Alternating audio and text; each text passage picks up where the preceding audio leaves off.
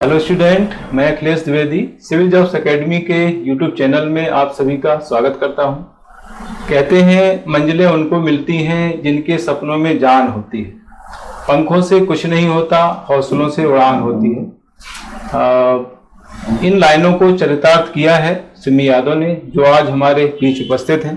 Thank you sir. इन्होंने MPPSC 2020 में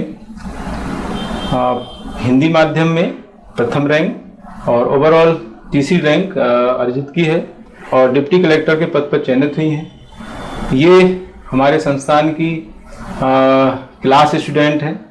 इनसे आज हम चर्चा करके और इनकी सक्सेस स्टोरी के बारे में जानेंगे। सिम्मी, इतनी बड़े अचीवमेंट के लिए आपको बहुत बहुत बधाई हो। Thank you sir. और अपने संस्थान और अपने चैनल में आपका बहुत बहुत स्वागत। Thank you so much. सबसे पहले आप ये बताएं कि जिस संस्थान में आप पढ़ी हैं उसी संस्थान में चयनित होकर के आप इंटरव्यू दे रही हैं, आपको कैसा महसूस हो रहा है? मुझे तो बहुत गर्व महसूस हो रहा है, आप कैसा महसूस कर रहे हैं? सर, मुझे अंदर से बहुत खुशी हो रही है और शब्द ही नहीं है मेरे पास में कि मैं बयां कर दूं। बहुत अच्छा लग रहा है सर जी। आप अपने बारे में और अपनी पारिवारिक पृष्ठभूमि के बारे में बताइए। सर, जैसा कि मेरा नाम सिमी यादव है और मैं इंदौर जिले की ही रहने वाली हूँ। मैंने MSc कंप्यूटर साइंस में 2014 में होलकर साइंस कॉलेज से किया था और 2014 के बाद 2016 में मेरा विवाह हुआ था श्री राहुल यादव जी के साथ। जी। तब तक मैंने PSC या किसी लोक सेवा आयोग की परीक्षा की तैयारी के बारे में नहीं सोचा था। 2014 में जब मैं MSc पास आउट हुई थी तब मैंने बैंकिंग की तैयारी स्टार्ट की थी। जी। और मैंने ढेरों एग्जाम दी थी, बैंकिंग की, क्लर्क की, PO की। एक बार मैंने IBPS PO का एग्जाम दिया था। तो उसमें इंडिविजुअल कट ऑफ भी निकालना होता है और ओवरऑल कट ऑफ भी निकालना होता है। PO का ओवरऑल कट ऑफ बहुत कम जाता था, 80 या 90 नंबर पे सिलेक्शन हो जाता था। तो सर, मेरा ओवरऑल कट ऑफ निकल गया था, लेकिन मैथ्स में इंडिविजुअल कट ऑफ 0.5 नंबर से रुक गया था। और ऐसे ही RRB का एक बार कट ऑफ निकला था, लेकिन वेटिंग क्लियर नहीं हुई थी, वेटिंग में था।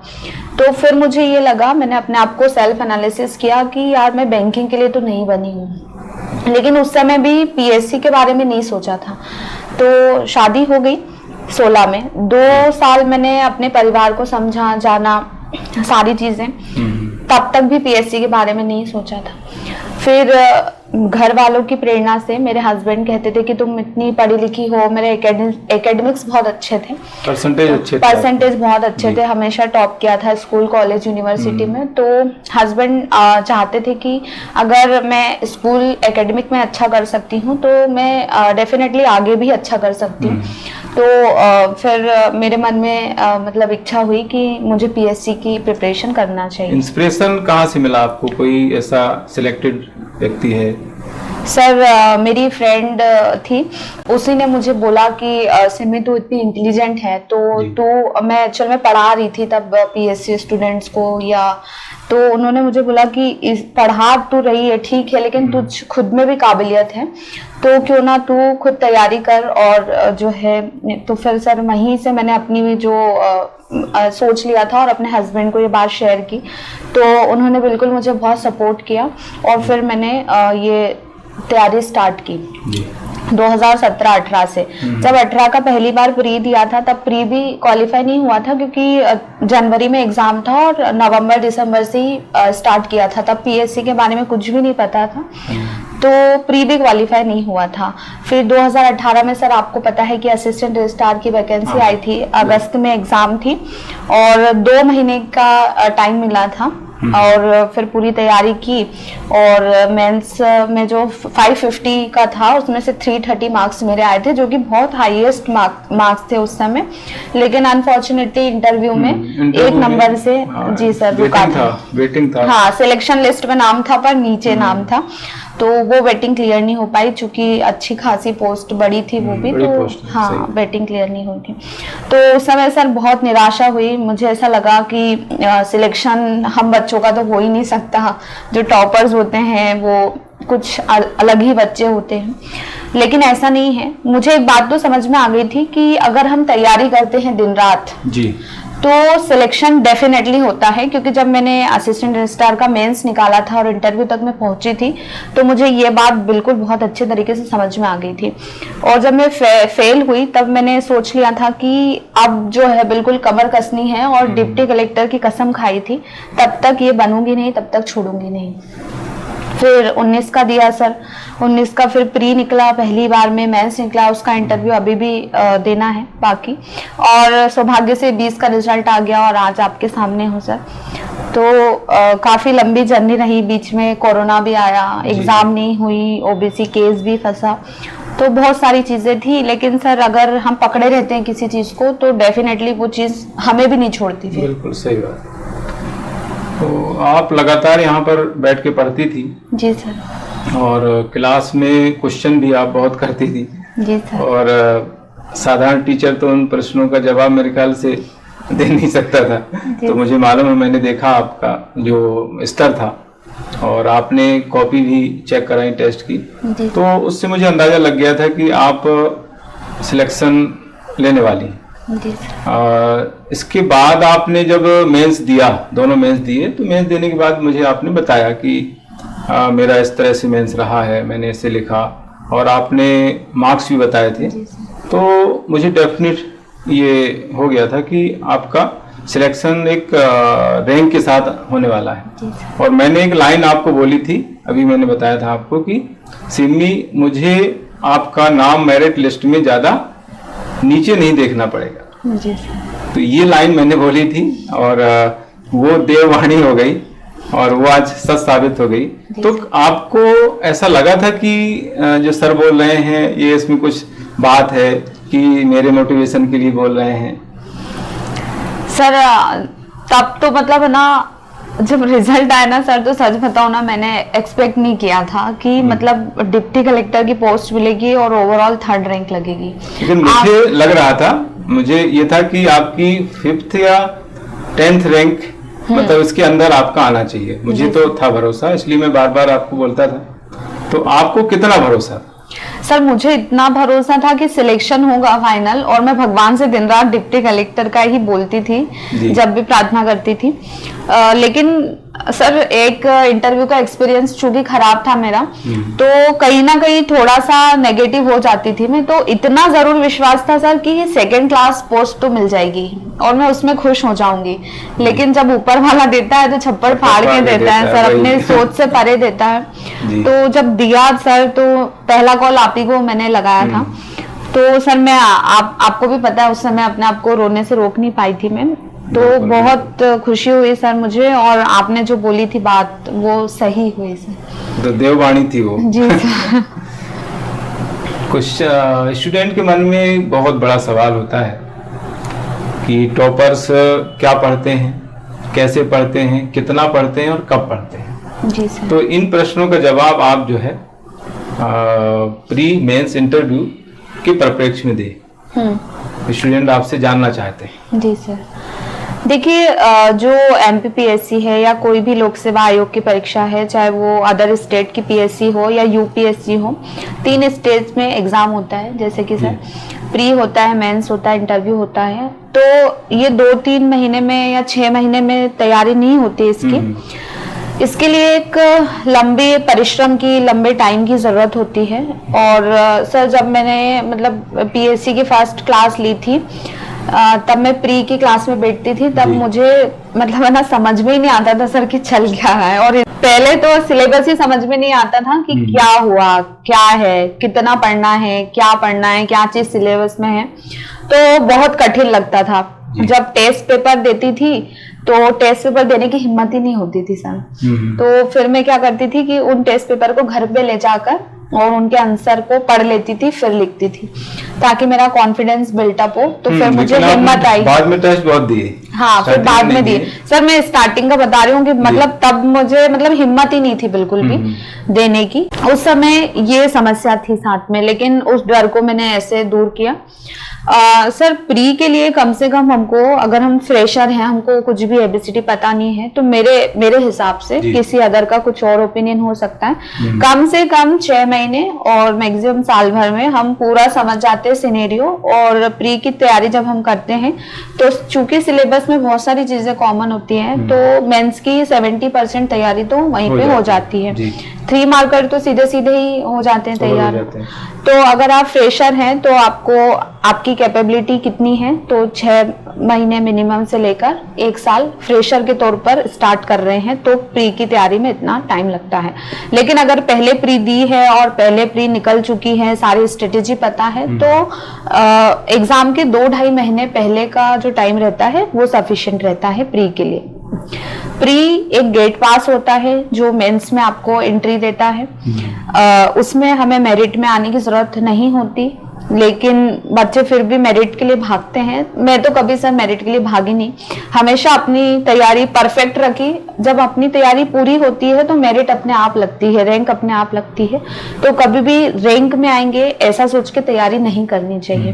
कंपटीशन होना चाहिए, लेकिन एक हेल्दी कंपटीशन होना चाहिए। ऐसा नहीं है कि उसके चक्कर में हम उन चीजों को पढ़ें जो हमारी एग्जाम में नहीं आती है, जी सर, और जो हमारा टाइम भी बर्बाद कर देती है। बहुत ज्यादा ही कठिन चीजें होती थी, अगर कुछ समझ में नहीं आती थी तो मैं फिर उनको स्किप करती थी, क्योंकि ये एक एग्जाम ऐसी है जो हमें ये भी बताती है कि हमें क्या पढ़ना है और क्या छोड़ना है। क्या छोड़ना ज्यादा इम्पोर्टेंट है, क्या पढ़ने की बजाय। जी सर। तो फिर इस तरीके से मैं इस स्ट्रेटेजी पे काम करती थी। और बुक्स वगैरह तो स्पेशली मैंने कोई पढ़ी नहीं सर, कोचिंग के नोट्स ही पढ़े और उनको अपडेट करती रहती थी 2 सोर्स से। किसी एक चीज को मैं मतलब ज्यादा फोकस ना करके 2-3 चीजों को मिला करके अपना मटेरियल एक तैयार करके और फिर मैं उसको पढ़ती थी। और पहली जब प्री दी थी तब तो बहुत ऑब्जेक्टिव्स भी लगाए थे सर प्री के, और टेस्ट सीरीज भी दी थी। फिर सेकंड प्री में मुझे जरूरत नहीं पड़ी, क्योंकि सारी चीजें पता चल गई थी कि कैसे क्या होता है। फिर मेंस की बारी आती है, तो सर आप भी हमेशा कहते थे कि मेंस एक युद्ध है और उसके लिए आपके हथियार जो है वो तैयार आपको रखना चाहिए। अगर आप हथियार धार होना चाहिए। और एक बात और कहते थे सर जो मुझे बहुत प्रेरणादायक लगी थी आपकी, कि जो शांति काल में पसीना बहा लेते हैं उनको युद्ध काल में रक्त नहीं बहाना पड़ता युद्ध क्षेत्र में। कोरोना काल में जी सर, तो मैंने पूरी तैयारी कोरोना काल में हुई। कोरोना काल एक क्रूशियल टाइम भी था, लेकिन अपनी कमजोरी को जो ताकत बना ले वही जो है विजेता कहलाता है। तो सर बस मैंने वही किया। उस टाइम में बहुत डिमोटिवेट भी होती थी और सारी चीजें थी, लेकिन फिर भी उस टाइम का बहुत यूटिलाइजेशन किया सर। और उसमें पूरे अपने नोट्स बनाती थी, राइटिंग प्रैक्टिस करती थी, पैटर्न समझने के लिए ओल्ड पेपर लगाती थी। बच्चे पूछते रहते हैं कि कैसे निकाला, क्या निकाला, कौन सी बुक पढ़ी। मैं ये बोलती हूँ कि क्यों आप खुद ना इतने सक्षम बन जाएं कि आपको किसी से पूछने की जरूरत ना पड़े। एग्जाम है, सारी चीजें ओपन है, ऑल क्वेश्चंस पेपर सभी प्लेटफॉर्म पर अवेलेबल है, तो आप उनका एनालिसिस करें और फिर आप खुद चॉइस करें स्टडी मटेरियल आपको कहाँ का उठाना है, किस संस्थान का उठाना है। क्या क्वेश्चंस को आप पढ़कर इतना अगर एवेल्यूट नहीं कर सकते कि हमें क्या पढ़ना है, तो फिर मुझे ऐसा लगता है कि तैयारी करना सर बेकार है। वही प्रॉब्लम आती है, बच्चे सिलेक्ट नहीं कर पाते कि सिलेक्ट नहीं कर पाते क्या पढ़ना है, क्या अच्छा मटेरियल है, क्या सही नहीं है। तो वो चीज कब आएगी सर, जब हम पुराने प्रश्न पत्रों को हल करेंगे। वो बहुत अच्छा कॉन्फिडेंस बिल्टअप करता है और जितने भी मिथक्स हैं एग्जाम को लेकर उन सबको तोड़ता है और आपको आगे बढ़ने में बहुत मदद करता है। मेरे लिए यही चीज काम आई सर, मुझे ये सारी चीजें। और फिर उसके बाद सर सेल्फ स्टडी में करती रही, जैसे 2017-18 की बैच में मैं थी, तो उसके बाद फिर मैंने कंटिन्यूसली सेल्फ स्टडी की सर मैंने। तो सेल्फ स्टडी ऐसी चीज है जो कि हथियार में धार का काम करती है। हथियार हमारे नोट्स हो गए और हमारी सेल्फ स्टडी, हमारा रिवीजन, हमारी प्रैक्टिस वो हमारे हथियारों की धार हो गई। तो इस प्रकार से सर हम पीएससी क्या, हम यूपीएससी को भी जो है वो क्रैक कर सकते हैं। जी जी। नोट्स, यहाँ के जो नोट्स हैं जी, तो उन्होंने किस तरह से आपको हेल्प की? सर प्री के तो पूरे नोट्स जो थे वो मैं पढ़ती थी, उसी से प्री निकल जाता था। कुछ एक्स्ट्रा चीजें और होनी रहती थी तो मेरी आदत है हमेशा एड ऑन करने की, तो मैं अपनी हेड राइटिंग में उसमें ऐड करती चलती थी। एड ऑन तो करनी चाहिए। मैं भी स्टूडेंट से ही बोलता हूँ भाई आप जो है इस पर पूरी तरह डिपेंड नहीं रहे। हाँ। अपने विवेक से जो है इसमें कुछ चीजें ऐड करते जी सर, अदर सोर्सेज से भी मुझे कुछ चीजें सरल भाषा में मान लीजिए मिल गई तो मैं उसमें परहेज नहीं करती थी सर। तो ऐसे बहुत बेनिफिशियल रहे। और फिर मेंस के मैंने जो नोट्स बनाए थे 2-3 जगह के मैंने नोट्स सिलेक्टेड लेकर के, और जहां से जिसकी जो बातें अच्छी लगी और उसको अपनी सरल भाषा में जो है वो मैंने लिख करके ऐसे सब तैयारी की थी। आपका ये जो बीच में दौर रहा है, रिजल्ट बहुत लेट हो गया, बीच में कोरोना का दौर भी चला, तो उस दौरान आप काफी फ्रस्ट्रेट हो जाती थी, क्योंकि मुझे पता है कि आपने मुझे लगातार कॉल किए, तो उसको कैसे आपने हैंडल किया? सर उसको हैंडल करने के लिए जब मतलब पहले तो मैं दोस्तों से बात करती थी, फिर अपनी मम्मी से बात करती थी, फिर अपने हस्बैंड से बात करती थी, लेकिन मुझे ये पता था कि सही सलाह आप ही दे पाओगे, तो फिर फाइनली आप ही को कॉल आता था सर। फिर जो आप बोलते थे उसको बस बिल्कुल फॉलो करती थी। अभी थोड़े समय पहले की बात है सर, जब 20 का रिजल्ट नहीं आया था, इंटरव्यू हो गए थे और ऐसा लग रहा था कि अभी लेट इंटरव्यू आएगा या 19 का भी हो जाएगा, उसके बाद रिजल्ट आएगा, फाइनल रिजल्ट इंटरव्यू का। तो बहुत ज्यादा चिंतित थी। वर्ग 3 की भी एग्जाम मैंने दी थी, तो उसका भी क्लियर हो गया था। तो सब बोल रहे थे कि जुलाई में उसकी ज्वाइनिंग होगी, तो मुझे ये समझ में नहीं आ रहा था कि जुलाई में 2019 के इंटरव्यू भी हो सकते थे, और फिर 2020 का रिजल्ट आया नहीं है, और फिर वर्ग 3 की मेरी ज्वाइनिंग हो जाएगी, और फिर सर मुझे 21 की मेंस भी देनी थी 17 जून से। तो बहुत ज्यादा फ्रस्ट्रेट थी, बहुत ज्यादा समझ में नहीं आ रहा था कि क्या करूं। 21 का मेंस देना था, उस मतलब जिस दिन रिजल्ट आया 9 जून को, तब भी पढ़ रही थी सर मैं 21 के मेंस का, और फिर मतलब एक फोन आता है और एकदम से पूरी लाइफ ही चेंज हो जाती है सर, सबका नजरिया बदल जाता है। इतने समय जो तैयारी करी, सिलेक्शन नहीं हो रहा था, सब लोग पूछते थे कि सिम्मी तुम कर क्या रही हो, तुम्हें शादी को भी इतने साल हो गए, क्या कर रही हो तुम? तो सर फिर सबको पता चला कि मैं क्या कर रही थी। आप लड़की हैं और मैरिड भी हैं, जी, तो आपको तैयारी के दौरान बहुत सारी चुनौतियां आई होंगी। कौन कौन सी चुनौतियां आई और उनको आपने कैसे हैंडल किया? सर जो मैरिड होने के नाते, एक महिला होने के नाते, जब हम मतलब शादी के पहले की बात करें, तब 10th 12th की जब एग्जाम देते थे, तब तो सारी चीजें हाथ में ही मिलती थी, चाय पानी खाना, कुछ भी काम नहीं करना होता था। जब मेरी एग्जाम आती थी तो मेरी मम्मी मुझसे कुछ भी काम नहीं कराती थी। पहले हम मतलब 3 बहनें हैं, तो पहले घर में बर्तन मांजना होते थे, तो सुबह बड़ी दीदी मांजेगी, रात को मैं मांजूंगी, तो ऐसे चलता था। लेकिन जब एग्जाम आती थी तब मम्मी जो है, अगर दीदी की एग्जाम आ रही है तो मुझे सारा काम बोल देती थी करने का, और मेरी आती थी तो दीदी करती थी, और छोटी वाली बहन तो बहुत ही छोटी थी। तो सर वो सुविधाएं मिलती थी मायके में, नो डाउट, लेकिन जब हम ससुराल में आते हैं तो बहुत जिम्मेदारियां बढ़ जाती हैं। अगर मतलब इतनी सुविधाएं कोई दे भी देना तो सर हमें अच्छा नहीं लगता, गिल्टी फील हो जाती है। तो मेरी रिस्पॉन्सिबिलिटी मैं निभाती थी, उसके लिए मतलब शुरुआत में 2 साल लग गए सर मुझे शादी के बाद अपना मतलब उनको इच्छा बताने में ही, लेकिन जब उचित टाइम आया तो फिर मैंने बताया, और खास करके इसमें मेरे हस्बैंड का बहुत ज्यादा सपोर्ट रहा। बोलते ना सर, एक सफल औरत के पीछे एक जो है मतलब एक आदमी का हाथ होता है, और अगर आदमी सफल होता है तो उसके पीछे एक औरत का हाथ। तो सर आज जो भी मेरी सफलता का जो श्रेय है वो गुरुजनों, दोस्तों का तो मार्गदर्शन है, मेरे माता पिता का भी आशीर्वाद है कि उन्होंने ऐसी परवरिश दी।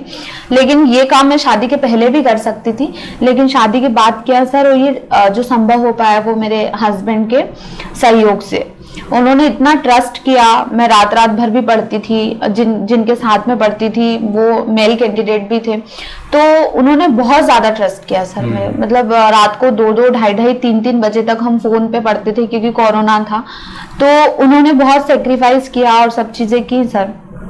तो ये एक चुनौती का सामना करना पड़ा था।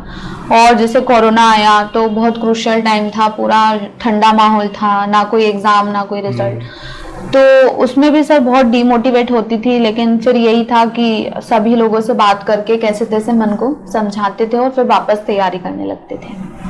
आप मैरिड जो लड़कियां हैं उनके लिए रोल मॉडल बन गई हैं। जी सर। तो आपको क्या एडवांटेज मिला, मैरिड होने का कुछ एडवांटेज मिला होगा आपको तैयारी के दौरान? सर तैयारी के दौरान तो मैरिड होने का ऐसा कोई खास एडवांटेज तो नहीं मिला। चुनौतियां मतलब बहुत ज्यादा बड़ी, डिसएडवांटेज भी नहीं कह सकते सर, चुनौतियां बढ़ गई थी। मुझे ऐसा लगता है कि अगर सही समय पे तैयारी कर ली जाए तो इतना टाइम नहीं लगेगा, लेकिन देर आए दुरुस्त है सर। तो एडवांटेज वो फाइनेंशियली रहता है। जी सर। क्योंकि मैरिड नहीं होते हैं तो वो कहीं ना कहीं प्रॉब्लम आती है। जी सर। हाँ, मुझे लगता है कि वो एडवांटेज आपको। हाँ सर, मतलब मेरे ऊपर ऐसा कभी प्रेशर नहीं बनाया मेरे हस्बैंड ने कि तुम्हें प्राइवेट जॉब करनी है या कुछ ऐसा करना है, क्योंकि जॉब तो मैं पहले भी कर ही रही थी, लेकिन जैसे ही मेरा प्री का रिजल्ट आया था तो मैंने तब तत्काल सर सारी जो जॉब पढ़ाने का मैं काम करती थी वो पूरा छोड़ दिया था मैंने टोटल। और 3 साल तो मतलब मैं बेरोजगार ही रही, क्योंकि मैंने पूरा जो फोकस था वो तैयारी पे ही किया था। जी सर। आपने जो मुकाम हासिल किया बहुत बड़ा मुकाम है और इसमें आपकी कड़ी मेहनत है। जी सर। लेकिन मुझे ऐसा लगता है कि कहीं न कहीं मार्गदर्शन भी जरूरी है। जी सर। तो आपको क्या लगता है कि इतनी बड़ी सफलता में मार्गदर्शन किस तरह से मददगार होता है? सर मार्गदर्शन का तो बहुत ज़्यादा इसमें रोल है, और अगर मार्गदर्शन सही हो तो आपको बहुत ही कम समय में आप उस जगह पर पहुंच जाते हो जिसको आप पाना चाहते हो। तो मार्गदर्शन का तो बहुत रोल है सर, और बच्चे जो है वो पहचान नहीं पाते। तो मैंने वही कहा कि अगर वो खुद सेल्फ एनालिसिस करेंगे, जिस एग्जाम की वो तैयारी कर रहे हैं उसके पुराने पेपर्स उठाएंगे तो खुद समझ जाएंगे। समझदार को इशारा काफी होता है जैसा कि, तो मेरे हिसाब से। लेकिन गुरु को पहचानना थोड़ा सा जी सर मुश्किल रहता है। हर कोई नहीं पहचान पाता। पानी पीजे छान के और गुरु कीजिए जान के। जी सर। है ना? तो आपने जान के गुरु किया है, कैसे किया है गुरु? सर मैंने तो मतलब जब मैं यहाँ पे आई थी, मैंने एडमिशन लिया था, तो मतलब आपके व्यक्तित्व से काफी प्रभावित थी। मतलब और भी लोगों से मैं मिली हूँ तो उनके मतलब डायरेक्टर से मिलने से पहले आपको अपॉइंटमेंट लेना पड़ेगा, आप डायरेक्ट अंदर नहीं जा सकते। पर द्विवेदी सर के दरवाजे हमेशा खुले रहते हैं बच्चों के लिए। कुछ भी जरा सी भी चीज होती थी तो हम आते थे। तो ये बात तो समझ में आ गई थी कि सही जगह पर है सर, और उसका प्रमाण भी आज मिल गया सामने। तो जी सर। तो अभी सोशल मीडिया का बहुत चलन चल रहा है, लोग जो है सोशल मीडिया को बहुत यूज करते हैं और कहीं ना कहीं वो पॉजिटिव भी है निगेटिव भी है। तो आपने किस तरीके से और कितना और कब सोशल मीडिया का यूज किया? सर देखिए, सोशल मीडिया की बात करें तो मतलब जब से मैं तैयारी कर रही हूँ 2018 से, तो फेसबुक वगैरह तो मैंने बहुत ही कम चलाया। मतलब जब भी कोई फ्रेंड में पोस्ट डालते थे तो उनको देख के बड़ा मन विचलित होता था कि यार मेरी फलानी फ्रेंड यहाँ घूम रही है, फलानी फ्रेंड वहां घूम रही है। सही बात। तो फिर इसके लिए मैं सर उनको अनफॉलो ही कर देती थी। मतलब फ्रेंड रहते थे वो मेरे, पर मैं अनफॉलो करती थी, उनकी एक्टिविटीज मुझे नहीं दिखती थी। तो इससे मुझे कॉन्सेंट्रेट रहने में मदद मिली। तो ये मैंने फेसबुक के साथ किया। फेसबुक पे मैंने कुछ पेजेस लाइक कर रखे थे मध्य प्रदेश शासन के, ताकि मुझे करंट की जानकारी मिले। तो तब भी जब मैं फेसबुक खोलती थी तो मेरी सारी वही चीजें आती थी पढ़ाई से रिलेटेड, तो मैं वो अपडेट लेती रहती थी। तो आपने सोशल मीडिया का यूज जो है पढ़ाई के लिए किया सर। और जब कोई टॉपिक किसी बुक में या किसी नोट्स में नहीं मिला तो फिर मैंने उसको यूट्यूब पे किसी लेक्चर में देखा होगा और उसको अपनी कॉपी में नोट किया जी। तो इस तरीके से सर मैंने किया। बाकी टेलीग्राम वगैरह पे जब कोरोना काल लगा था तब नोट्स की अवेलेबिलिटी ली थी यहाँ से, इस तरीके से यूज किया सर। ज्यादा यूज मैंने नहीं किया क्योंकि मैं फिजिकल स्टडी पे ज्यादा मेरा है। हो सकता है किसी बच्चे को उसमें कंफर्ट हो, लेकिन मेरा फोकस ज्यादा इस पे रहता था। जी सर। आप हिंदी मीडियम से टॉपर बन गई हैं। जी सर। लेकिन बच्चों की मेंटेलिटी ये है कि अंग्रेजी माध्यम ज्यादा सुटेबल होता है, उनको ज्यादा एडवांटेज मिलता है। अभी लगातार टॉपर भी आ रहे हैं इससे। तो आप क्या इसके बारे में सोचती हैं कि माध्यम का कोई रोल है सफलता में? सर एमपीपीएससी के संदर्भ में तो मुझे ऐसा नहीं लगता कि मीडियम मैटर करता है। जैसे कि मैं हूँ, मैंने तीसरी रैंक लाई हूँ। इसके पहले भी और टॉपर हैं जो हिंदी मीडियम से टॉप कर चुके हैं। और हिंदी तो सर हमारी मातृभाषा है, तो मुझे तो गर्व है कि सर मेरा मीडियम हिंदी है और मैं हिंदी मीडियम फर्स्ट रैंक लिखने में भी बिल्कुल परहेज नहीं करती। मुझे बहुत गर्व होता है सर। होनी चाहिए, गर्व की बात ही है। जी सर, बहुत बहुत गर्व होता है। क्या मैसेज देना चाहेंगे जो इस तरह की सोच रखते हैं, नेगेटिव सोच रखते हैं कि हिंदी माध्यम उतना सक्सेस नहीं है? सर देखिए, अगर हम भारत में हमने जन्म लिया है तो हिंदी हमें हमारे जन्म के साथ में ही उपहार में मिलती है। तो भाषाओं को लेकर के ऐसा होना नहीं चाहिए। अंग्रेजी जो है वो कोई अच्छी भाषा है, लेकिन वो हमारी मूल भाषा नहीं है, अंग्रेजों की देन है। तो अगर कोई व्यक्ति अगर हिंदी मीडियम को लेकर हीन भावना से देखता है या ऐसा बोलता है कि हिंदी मीडियम की छात्रा है या हिंदी मीडियम का बच्चा है, आज जो हमारी शिक्षा नीति आई है सर नई वाली 2020 की, जो प्राथमिक शिक्षा है 5वीं तक की, वो आपको मदर टंग मतलब कि मातृभाषा में ही दिए जाने का प्रावधान है। तो हिंदी हमारी खुद की भाषा है और उसके लिए हमारी सरकार भी काम कर रही है। तो ऐसी सोच रखने वालों को अपनी सोच को थोड़ा अपडेट करना चाहिए, सुधारना चाहिए। जो तैयारी करने वाले स्टूडेंट हैं, लगातार लगे हुए हैं, तो उनको क्या आप कहना चाहेंगे, किस तरह से उनको तैयारी करना चाहिए? और आप सफलता का मूल मंत्र अगर देना चाहें तो क्या दें? सर बहुत शॉर्ट में सफलता का मूल मंत्र यही है जो अभी हमने पहले की वार्तालाप में भी बोला, उसी को मैं एकदम समराइज करूं कि ये पीएससी एक युद्ध है और युद्ध के जो हथियार हैं वो हमारे नोट्स हैं। जो हथियार हैं युद्ध के, उसकी जो धार है वो हमारा रिवीजन है और हमारी राइटिंग प्रैक्टिस है, खास करके मेंस के लिए। तो ये सारी चीजें हमको अपडेट रखनी है और इसके लिए एक सबसे महत्वपूर्ण जो चीज है, जो अंतिम रिहर्सल होती है, वो सर हमारा कॉन्फिडेंस होता है।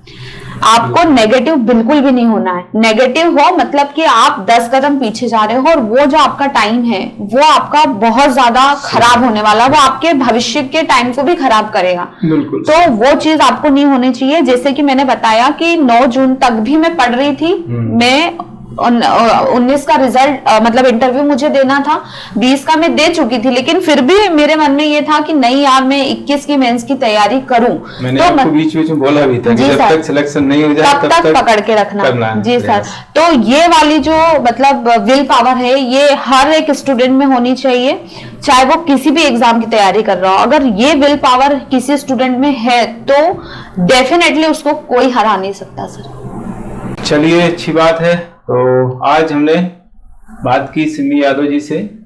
आपने देखा बहुत तत्परता से, बहुत सहजता से सारे प्रश्नों को उन्होंने जवाब दिए और मैं समझता हूं कि सभी को गाइडेंस का पूरा पैकेज मिल गया होगा। सिमी, बहुत बहुत धन्यवाद आपको। थैंक यू सो मच और आपके उज्जवल भविष्य के लिए बहुत बहुत शुभकामनाएं। Thank you sir.